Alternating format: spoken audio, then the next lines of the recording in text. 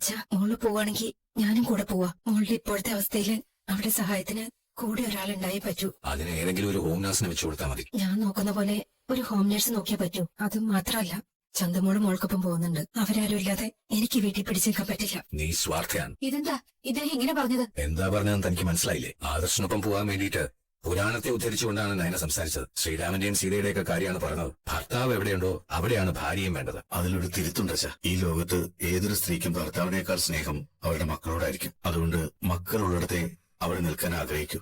അങ്ങനെ എല്ലാ വീട്ടിലെയും പോലെ അല്ലല്ലോ നമ്മുടെ വീട്. ഇവിടെ ഞാനുള്ളിടത്ത് മാത്രമേ നിന്റെ അമ്മ നിൽക്കാറുള്ളൂ. നിങ്ങൾ മക്കൾ പിണങ്ങിപ്പോയാൽ പിന്നാലെ ഇയാൾ വരുമെന്ന് എനിക്ക് വിശ്വാസമില്ല. ആദർശ് വീട് വിട്ടു പോയപ്പോ തന്നെ ഇയാളുടെ പകുതി ജീവൻ പോയി. ഇനി മരുമോളും കൂടി പോയി കഴിഞ്ഞാല് പിന്നെ ഇയാൾക്ക് പിടിച്ചു നിൽക്കാൻ പറ്റില്ല. അതുകൊണ്ട് പൊയ്ക്കോട്ടെ. നിന്നോട് അത്രയ്ക്കൊക്കെ സ്നേഹമുള്ളെങ്കിൽ പൊക്കോട്ടെ. ശരി, ഞാൻ പോകുന്നില്ല.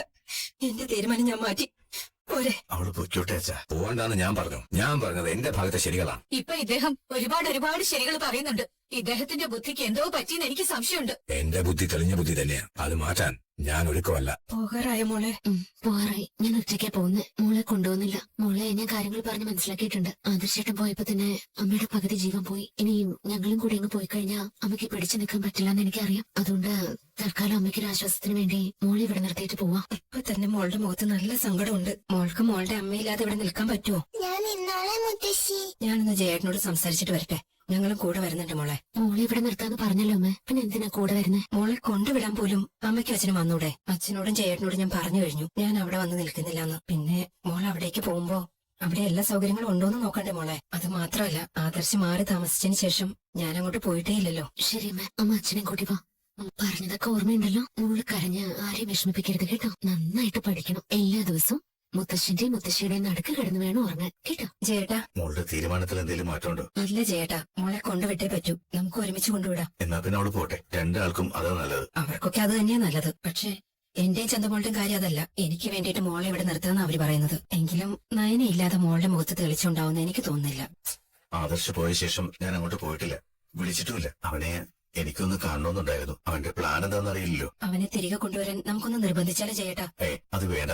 അങ്ങനെ നിർബന്ധിച്ച അവൻ വരില്ല. അവൻ വ്യക്തമായ കാഴ്ചപ്പാടോടെയാ വീട് വിട്ടു പോയത്. ഞങ്ങൾ മക്കളെക്കാളും അച്ഛന്റെ സ്വഭാവം കിട്ടിയിരിക്കുന്ന അവനാ. ജൂനിയർ മൂർത്തിയെന്നാ അവനെ പലരും വിശേഷിപ്പിച്ചിട്ടുള്ളത്. അതുകൊണ്ട് തന്നെ വിട്ടുകൊടുക്കുന്ന സ്വഭാവമൊന്നും അവനില്ല. ഇപ്പോഴത്തെ അവന്റെ ഈ വീട് വിട്ടുള്ള പോക്കുണ്ടല്ലോ, അതിന്റെ അവസാനം അവൻ നേടേണ്ടത് നേടിയിരിക്കും. അതെന്തെങ്കിലും ആയിക്കോട്ടെ ചേട്ടാ. നയനമോളുടെ ഇപ്പോഴത്തെ അവസ്ഥയില് മോൾക്ക് അവിടെ വേണ്ടത്ര പരിചരണം കിട്ടുമെന്ന് എനിക്കറിയില്ല. അതാ എന്റെ പേടി. നയനമോൾ ഇവിടെ നിന്നിട്ട് എന്താ കാര്യം? അമ്മ പറയുന്ന കേട്ടില്ലേ? രാത്രി പോലും ആ കുട്ടിക്ക് ഉറക്കമില്ല. ആദർശിന്റെ കാര്യം അങ്ങനെ തന്നെയായിരിക്കും. അവൻ എന്തെങ്കിലും ആക്റ്റീവായി ചെയ്യണമെങ്കിൽ അവന്റെ ഭാര്യ അടുത്ത് വേണം. നമ്മുടെ കല്യാണം കഴിഞ്ഞപ്പോഴും അങ്ങനെ ആയിരുന്നില്ലേ? തന്നെ 7-ാം മാസം വിളിച്ചോണ്ട് പോയപ്പോ ഒരാഴ്ച പോലും തന്റെ വീട്ടിൽ നിൽക്കാൻ ഞാൻ അനുവദിച്ചിട്ടില്ല. തിരിച്ചു വിളിച്ചോണ്ട് പോന്നു. അത് കഴിഞ്ഞ് ഇവിടെ നിന്നല്ലേ ഡെലിവറിക്ക് ഹോസ്പിറ്റലിലേക്ക് പോയത്.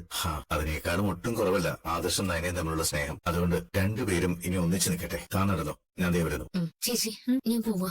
യാത്ര ചോദിക്കുന്ന ഈ സമയത്ത് എനിക്ക് വിഷമല്ല തോന്നുന്നത്, നിന്നോട് ദേഷ്യ തോന്നുന്നത്. ഈ അവസ്ഥയിൽ നീ പോണ്ട കാര്യം എന്താ? അതും അയാളെ പോലെ ഒരു ദുഷ്ടന്റെ അടുത്തേക്ക്. ചേച്ചി ഏത് നേരവും ആദർശം എന്നെ കുറ്റപ്പെടുത്തുകയും ഇടിച്ചു താഴ്ത്തുകയൊക്കെ ചെയ്യുന്നത്. മറ്റുള്ളവരെ അങ്ങനെ ചൊടിപ്പിച്ച ചേച്ചിക്ക് തന്നെ നഷ്ടം ഉണ്ടാവാൻ പോകുന്നത്. ഏത് നേരം ഇങ്ങനെ പറയുന്നതല്ലാതെ എന്താണോ നഷ്ടം നീ പറയുന്നില്ലല്ലോ. ഒരു ദിവസം നിന്റെ ചോര തളച്ചിട്ടേ നീ ഏതാണ്ടെല്ലാം പറയാൻ വന്നല്ലോ. അന്നല്ലേ പുണ്യാളനായ ആദർശന്റെ അച്ഛൻ നിന്നെ തടഞ്ഞത്? അല്ലെങ്കിൽ നീ ഏതാണ്ടെല്ലാം പുറന്തള്ളുമായിരുന്നല്ലോ. എന്തേലും മനസ്സിൽ വെച്ചോണ്ട് നടക്കുന്നുണ്ടെങ്കിൽ അത് തുറന്നു പറയണം. എന്തായാലും ആദർശേട്ടൻ പോയി, ഞാനും അവിടേക്ക് പോവാ. ഇനിയിപ്പോ ചേച്ചിയുടെ ജീവിതം കൂടി തകർത്തിട്ട് ഞാൻ പോകുന്നില്ല. എന്റെ ജീവിതത്തെ പറ്റി നീ ചിന്തിക്കണ്ട. എന്റെ ജീവിതം ഇനി ആർക്കും തകർക്കാൻ പറ്റില്ല. ഞാനിപ്പോ പേരെടുത്തൊരു മോഡലാ. അങ്ങനെ കിട്ടിയ പണം ബാങ്കിലും ഉണ്ട്. അതുകൊണ്ട് എനിക്ക് ജീവിക്കാം. എന്ന് വെച്ചാ എന്റെ ഭർത്താവിന്റെ സപ്പോർട്ട് ഇല്ലെങ്കിൽ പോലും എനിക്ക് ജീവിക്കാന്നാ പറഞ്ഞത്. നിന്നെ സംബന്ധിച്ചും അങ്ങനെ തന്നെയാ. നിനക്ക് നല്ലൊരു തൊഴിലറിയാം.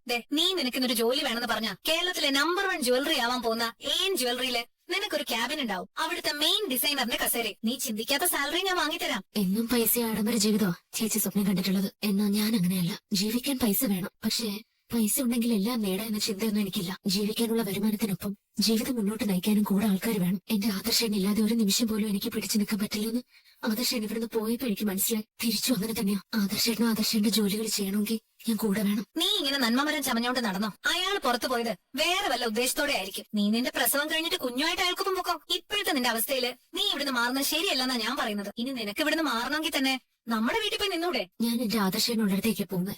എന്റെ വയറ്റിൽ കിടക്കുന്ന കുഞ്ഞിന്റെ വളർച്ചയ്ക്ക് പോലും അത് ആവശ്യമാണ്. എനിക്ക് മനസ്സമാധാനം കിട്ടണമെങ്കിൽ എന്റെ ഭർത്താവ് അരികിൽ വേണം. അങ്ങനെ മനസ്സമാധാനം കിട്ടിയാ കൊള്ളാം. എന്തായാലും ഗസ്റ്റ് ഹൌസിൽ അയാൾക്കൊപ്പം താമസിക്കുന്ന നിന്നെ കാണാൻ ഞാൻ വരില്ല. പിന്നെ പിന്നെ നീ ഇങ്ങോട്ട് വരികയാണെങ്കിലോ അല്ല നമ്മുടെ വീട്ടിലേക്ക് വരികയാണെങ്കിലോ നമുക്ക് കാണാം, അല്ലെങ്കിൽ പുറത്തു വെച്ച് കാണാം. ഇപ്പൊ അയാളുടെ മുഖം കാണണ്ടല്ലോ എന്നുള്ളൊരു ആശ്വാസത്തില്ല ഞാൻ. നിനക്ക് എന്ത് തോന്നിയാലും എനിക്ക് കുഴപ്പമൊന്നുമില്ല. പറയാനുള്ളത് ഞാൻ പറയും. ശരി, ഞാൻ ഇനി ഒരു സംസാരത്തിനുമില്ല. ഞാൻ കൂടെ പോകുന്നുണ്ട്.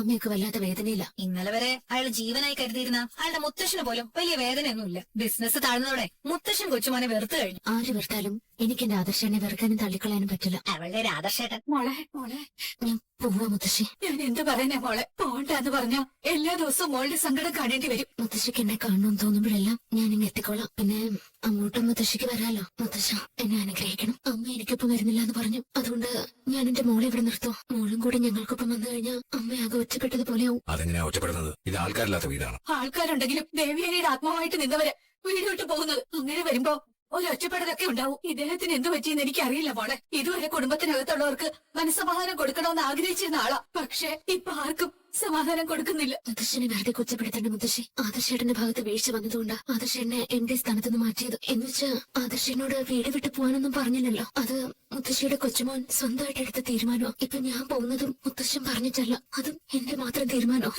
എന്നാലും നിങ്ങളൊക്കെ വീട് വിട്ട് പോകുമ്പോ പോകണ്ടെന്ന് പറഞ്ഞൂടെ? കമ്പനിക്ക് കുറച്ച് വീഴ്ചയുണ്ടായെന്ന് കരുതി എല്ലാവരും വീട് വിട്ട് പോകേണ്ട കാര്യം എന്താ? ഇനിയിപ്പോ അതേപ്പറ്റിയൊന്നും പറയണ്ട മുത്തശ്ശി. ഞാൻ ഇറങ്ങോ മുത്തശ്ശി പോയിട്ട് വരാം. എന്നാലും ഇങ്ങനെയൊക്കെ സംഭവിക്കുന്ന ഒരിക്കലും കരുതിയില്ല മായി. ആരൊക്കെ ഈ വീട്ടിൽ നിന്ന് പോയാലും ആദർശനും എടുത്തേം പോകുമെന്ന് കരുതിയതേയല്ല. വാശി ഒരുപാട് ഉള്ളവൻ ആദർശ്. അവൻ ആത്മാഭിമാനത്തെ പണയപ്പെടുത്തി എവിടെയും കടിച്ചു തൂങ്ങില്ല. അവൻ അങ്ങനെ ഒരു ഗുണമുണ്ടെന്ന് അവന്റെ കുട്ടിക്കാലം മുതലേ മോളുടെ മുത്തച്ഛൻ അറിയാം. അതുകൊണ്ടാണ് അച്ഛൻ അവൻ എല്ലാ സ്ഥാനമാനങ്ങളും നൽകിയത്. ഈ പറയുന്ന നിങ്ങൾ രണ്ടുപേരും പറഞ്ഞില്ലല്ലോ അവൻ പോയപ്പോ പടിയിറങ്ങി പോകരുതെന്ന്. മക്കള് പറക്കം വിട്ടിക്കഴിഞ്ഞാൽ അവരെടുക്കുന്ന തീരുമാനങ്ങളിൽ ശരിയുണ്ടെങ്കിൽ എതിര് നിൽക്കാൻ പാടില്ല. ഈ വീട്ടിൽ മാത്രമല്ലേ ഉള്ളൂ എല്ലാവരും ഒന്നിച്ച് കൂട്ടുകുടുംബമായി കഴിയുന്നത്. മറ്റെല്ലായിടത്തും വിവാഹം കഴിക്കുന്നത് കുടുംബത്തിൽ നിന്ന് മാറി താമസിക്കാനാ. ഇവിടെ പക്ഷേ ആദർശ നയനമോളുടെ പ്രേരണയാലല്ല വീട് വിട്ടു പോയത്, അവന്റെ സ്വന്തം ഇഷ്ടപ്രകാര. മോളെ അമ്മ കുറച്ചു ദിവസം മാറി നിൽക്കാൻ കേട്ടോ. പറഞ്ഞതൊക്കെ ഓർമ്മയുണ്ടെന്നോ? വഴക്കൊന്നും ഉണ്ടാക്കരുത് കേട്ടോ. അല്ലെങ്കിലും മോളുടെ അച്ഛനും മുത്തശ്ശിയൊക്കെ നിൽക്കുന്നിടത്തല്ലേ മോള് നിൽക്കേണ്ടത്. ചേച്ചി ഞാൻ പോയിട്ട് വരാം. മോളെ സമയത്ത് ഭക്ഷണമൊക്കെ കഴിക്കണേ, ആരോഗ്യമൊക്കെ നോക്കണം കേട്ടോ.